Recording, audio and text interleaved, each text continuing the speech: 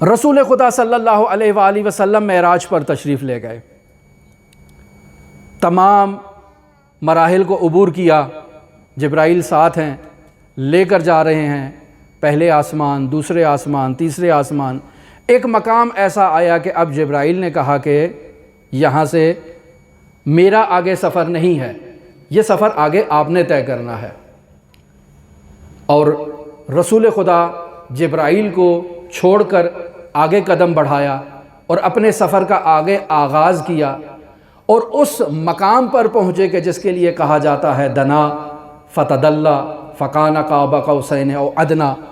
اس مقام پر رسول خدا کہتے ہیں کہ جب میں نے عرش کی جبین پر دیکھا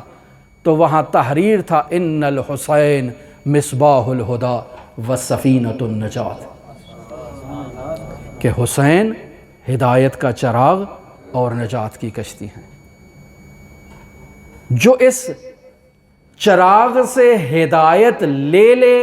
اس کو بھی نجات مل جائے گی، اور جو اس نجات کی کشتی پر سوار ہو جائے، کہیں بھنور میں، کہیں گرفتاری میں، کہیں مشکلات میں پھنسا ہوا تھا، اس کشتی پر سوار ہو جائے، اسے بھی نجات مل جائے گی حسین ابن علی کی بدولت۔ لہٰذا جب معارف اور مطالب دیکھتے ہیں تو ہمارے پاس بعض مطالب اور معارف ایسے آتے ہیں کہ جس میں انسان کی عقل دنگ رہ جاتی ہے کہ یہ کیسے ہو گیا، کیسے عرش کی جبین پر لکھا ہے ان الحسین مصباح الہدی وسفینۃ النجات، یہ کیسے لکھا ہوا ہے وہاں کوئی اور جملہ کیوں نہیں لکھا ہوا، کسی اور ہستی کی شان میں کیوں نہیں لکھا ہوا، خود خداوند متعال کی عظمت کے بارے میں کچھ ایسا کیوں نہیں لکھا ہوا؟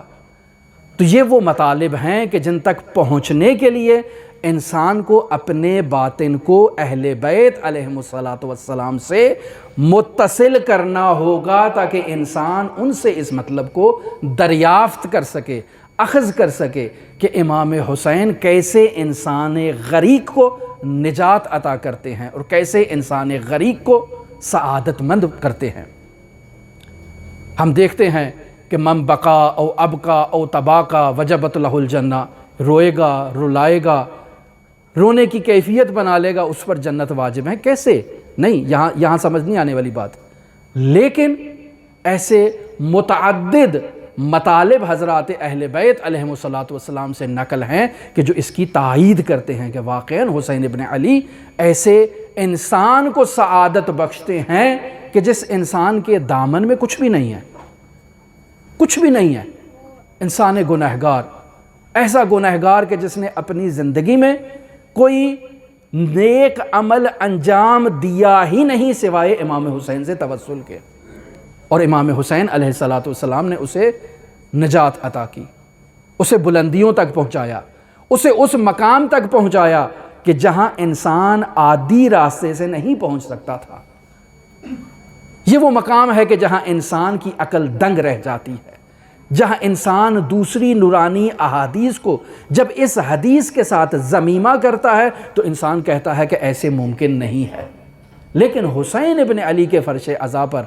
آنے والے اور حسین ابن علی سے رابطہ کرنے والوں کو حسین ابن علی ایسے نجات عطا کرتے ہیں اپنی کشتی پر سوار کر کے کہ انسان اس کا تصور نہیں کر سکتا۔